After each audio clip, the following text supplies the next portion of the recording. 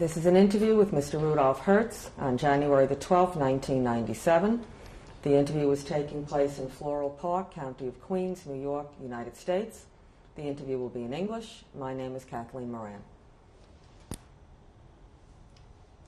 An interview with Mr. Rudolf Hertz on January the 12th, 1997. The interview was taking place in Floral Park, County of Queens, New York, United States of America. The interview will be in English, and my name is Kathleen Moran.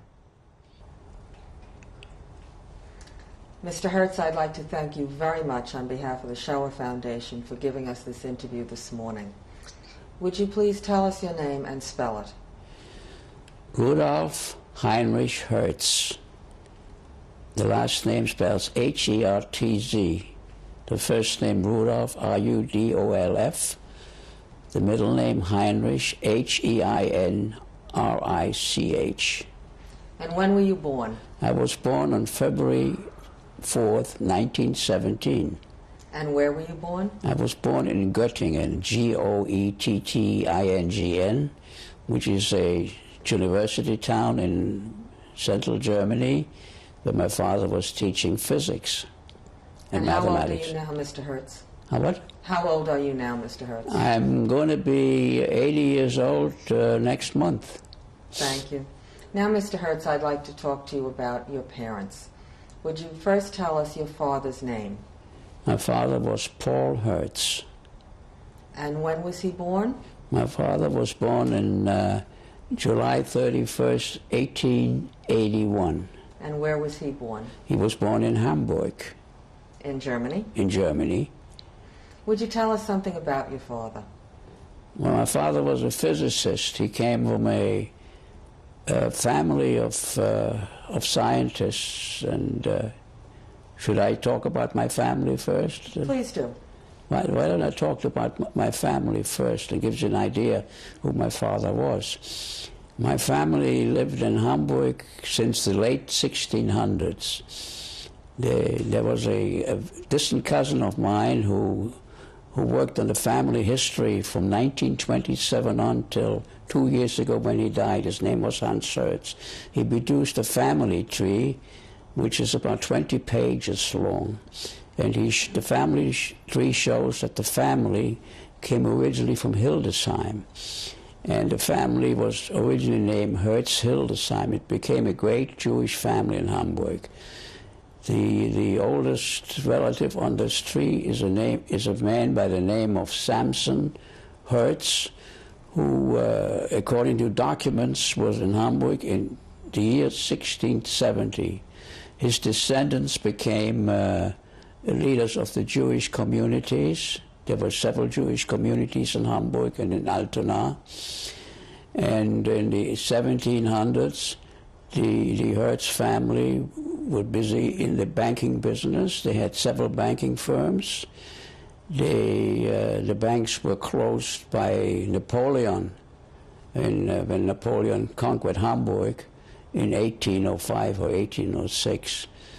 But the Hertz family intermarried with the Rothschilds, the Warburgs, and in fact Adelheid Hertz married one of the 5 brothers, Carmen Rothschild, and Frederick Martin, who wrote the book on the Rothschilds, said when Karl Rothschild, one of the 5 brothers, married Adelheid Hertz, the Rothschilds became a real class family. Well, in the 1800s, when the Jews became emancipated, the Hertzes became lawyers and members of the Hamburg Parliament. They were co-founders of the German East Africa, and then they became scientists. The most famous member of my family was Heinrich Rudolf Hertz, the German Jewish physicist who only lived 37 years. He died in 1894. He discovered and was the first one to produce the radio waves, the electromagnetic waves. I was named after him. His name was Rudolf Heinrich Hertz. I'm sorry, his name was Heinrich Rudolf Hertz, and my name is Rudolf Heinrich Hertz. He also had a nephew, Gustav Hertz, who was one of the first Nobel Prize winners in physics in 1926. The descendants of Gustav and Heinrich Hertz I'm in contact with by mail. And my father, of course, was also a physicist. So that should bring you to my father. My father, my father was, being a descendant of Heinrich Hertz, of course, he was very interested in Heinrich Hertz's physics. Heinrich Hertz not only discovered the electromagnetic waves, he also said or proved mathematically that X-rays, ultraviolet rays, ultra-red rays, gamma rays had all one thing in common. They all moved at the speed of light. In 1897, the English physicist Thomson discovered the electron, which is the basis of all our electronics. And my father, at the age of 23 in 1904, wrote his doctor thesis about the movement of an electron.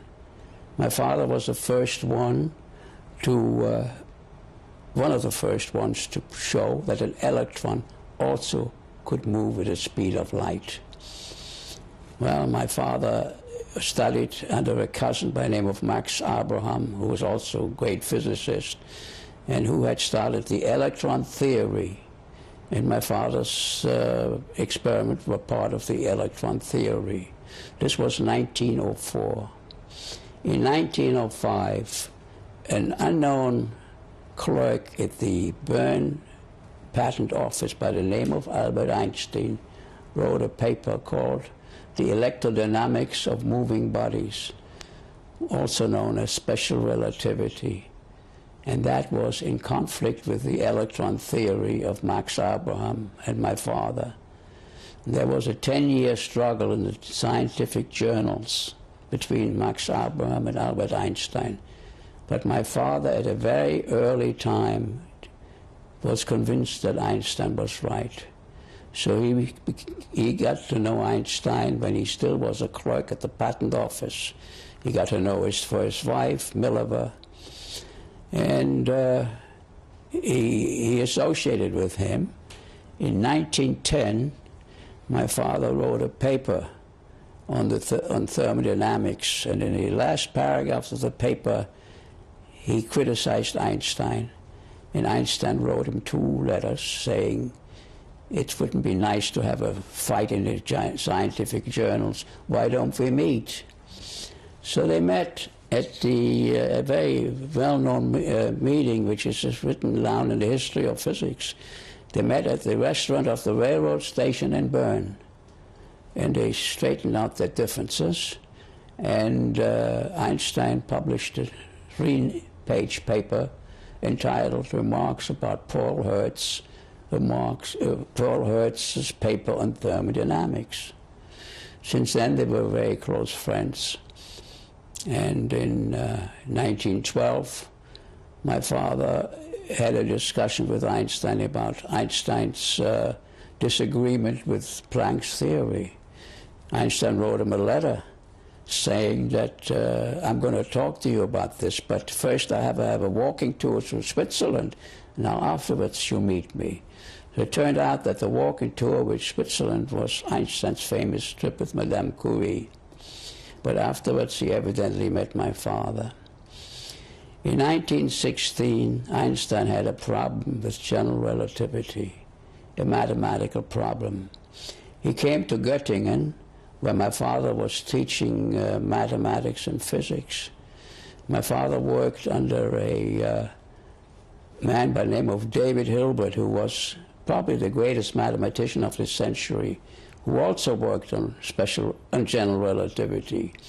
And Einstein spent a week talking to David Hilbert, my father, and some other associates.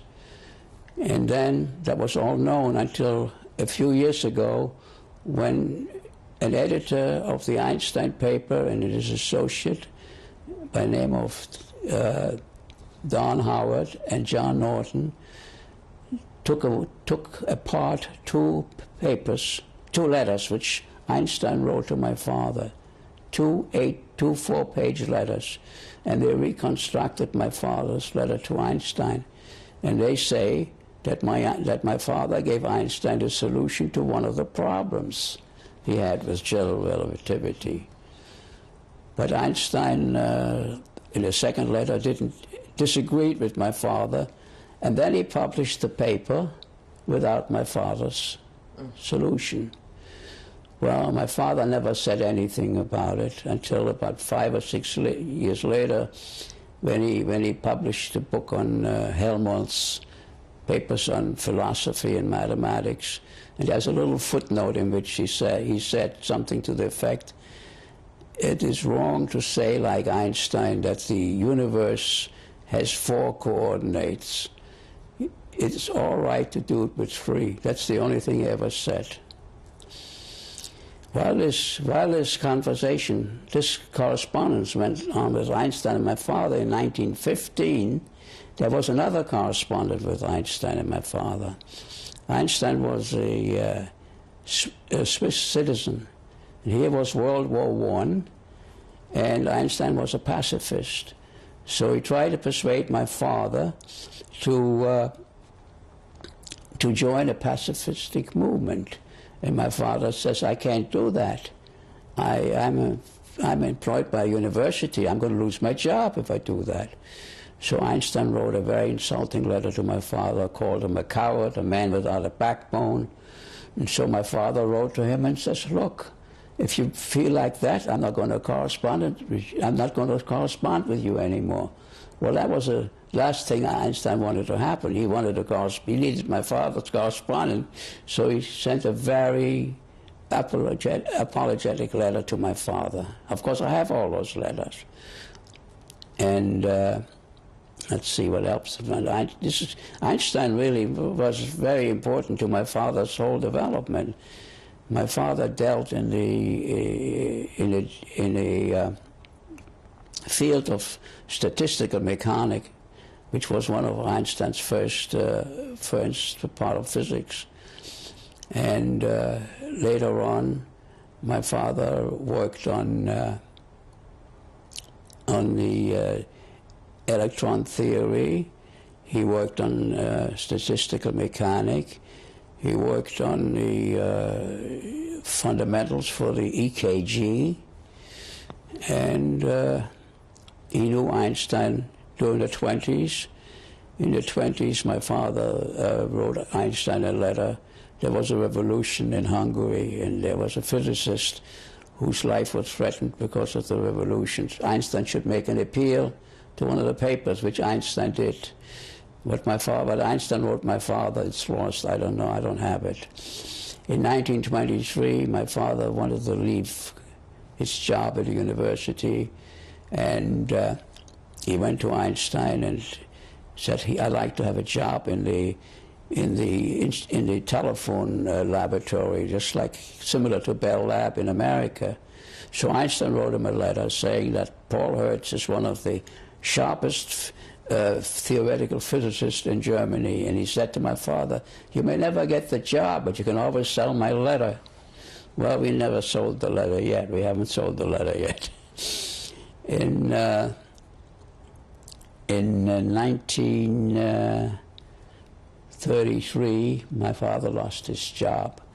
Like all the Jewish physicists and mathematicians in Göttingen, there were quite a few. There were a few Nobel Prize winners.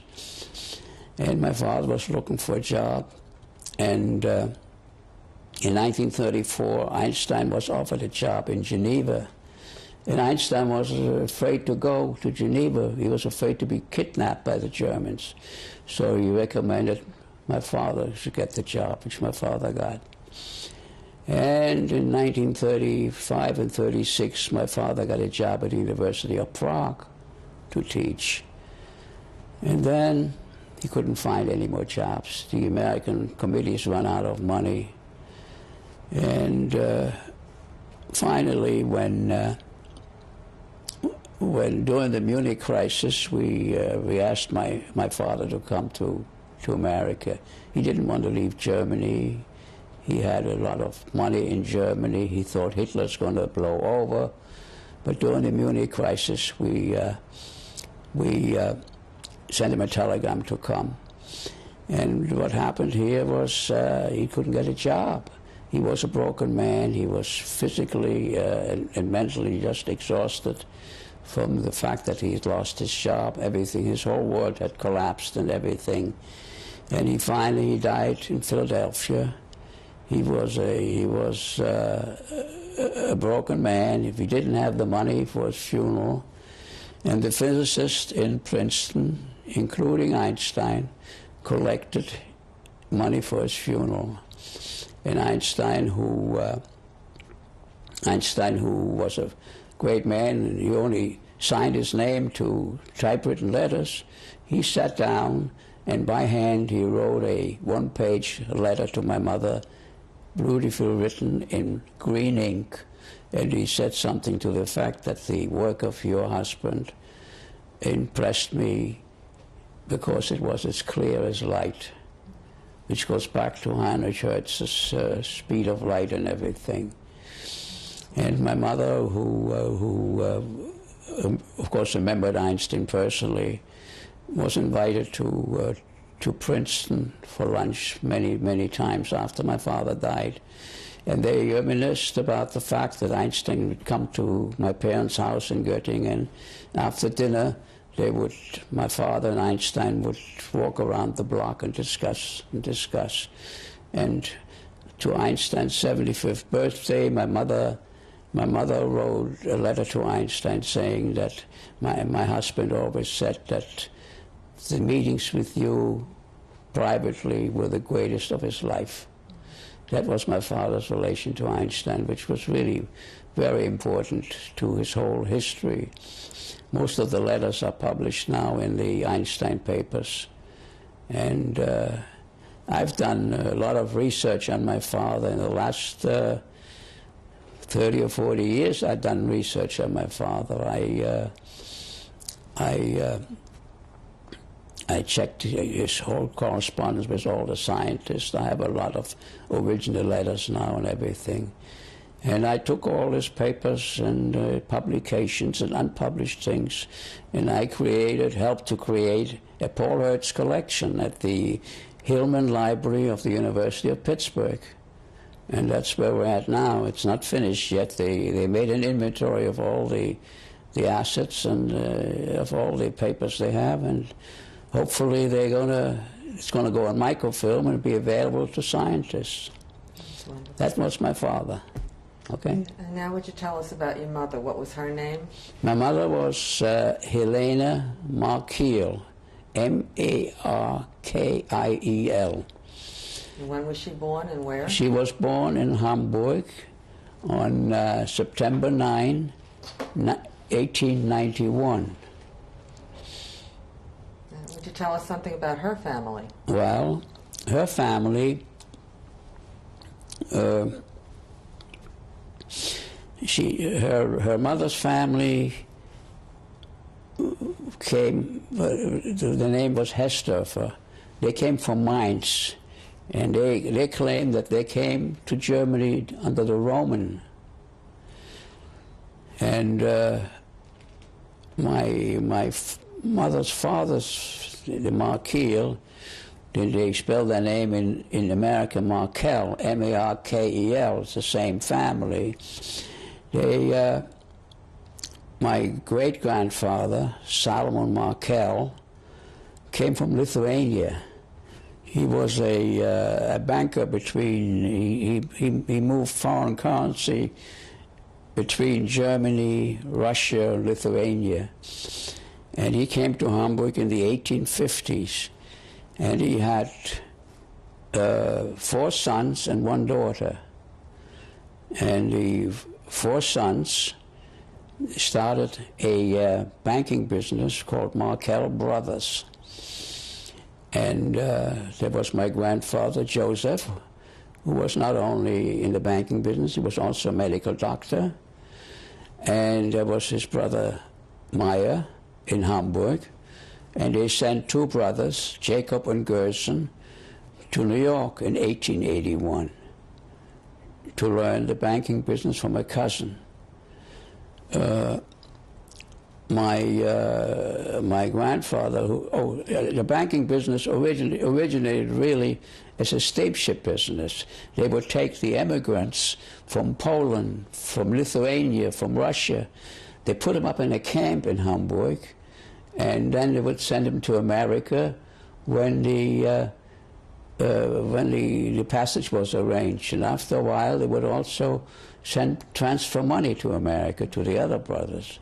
And this camp in Hamburg, which was in a street called Krein Camp, around the St. Michael's Church, one of the most famous churches in Hamburg, this was a camp in which my mother was born, because my grandfather, as I said, was not only the partner in the business, he was also the medical doctor in charge of the camp, the health situation.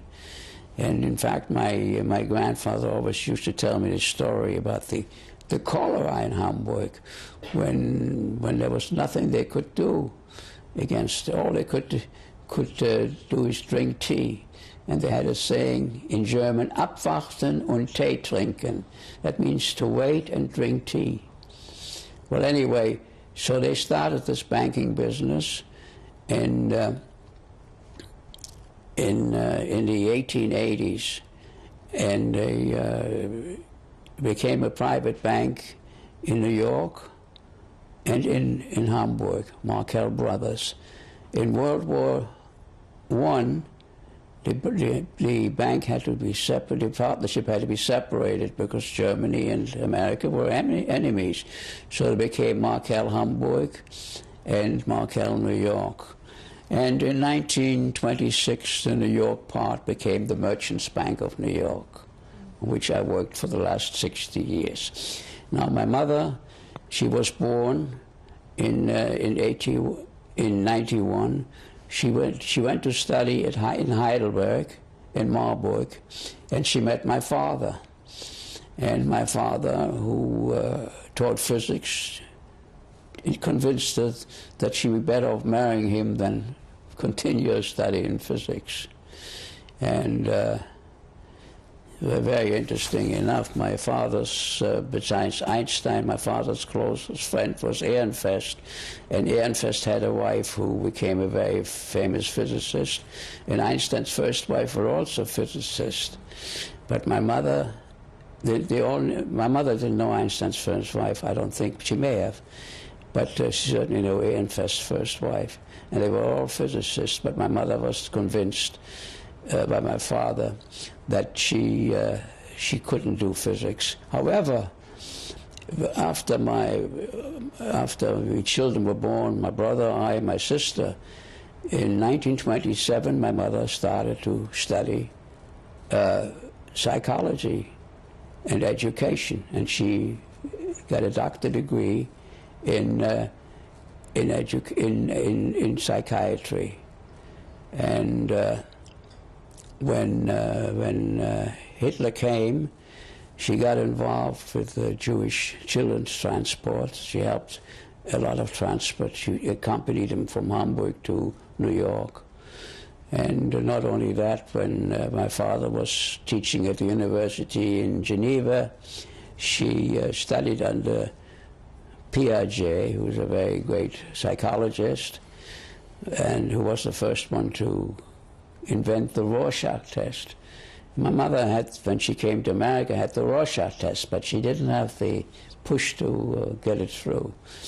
So she finally wound up later on as a social worker in the Salvation Army. That's how she ended. Well, that was my mother's life. And you said you had a sister and a brother. Would you tell us about your brother, when he was born? Okay, my brother Hans was born in 1915, on August 8th. He was one strange thing happened when in dating one of the Einstein letters. Einstein referred to my brother as a baby. So we knew that letter, what Einstein saw my brother when he was 2 weeks old in 1915. Because Einstein said to my father, give my regards to your wife and your very talkative son. Well, my brother, at a very early age, was interested in astronomy. And my father recognized it right away, and he sent him to the observatory in Göttingen, where Professor Kienle was a successor of a very famous mathematician by the name of Gauss many centuries ago. He was the greatest mathematician of the 19th century. He was in astronomy. There was a famous observatory. So my brother, at the age of 9 or 10, started to learn astronomy. He also was very interested in numbers. He was a a mathematical wunderkind, you know what I mean?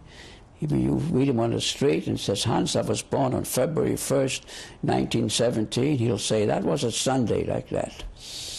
And one day he met my father, met a colleague of his, and my brother was there, and he asked, Hans, I was born on December 31, 1891. What day was that? My brother says, it was a Friday. The professor says, no. The professor said, it was a Sunday. My brother was 8 years old. He started to cry. So he went to his house, he checked it. My brother was right. He had the 1,000-year calendar in his head. Well, he started to study astronomy in Hamburg. Of course, when Hitler came, it was he really had no future in Hamburg anymore. So in 1937, he made an application. He made an application to study in America, and through Einstein, again, he received a scholarship at Yale University. So he made his PhD in astronomy at Yale University. Thank you. We'll stop here to change the tapes.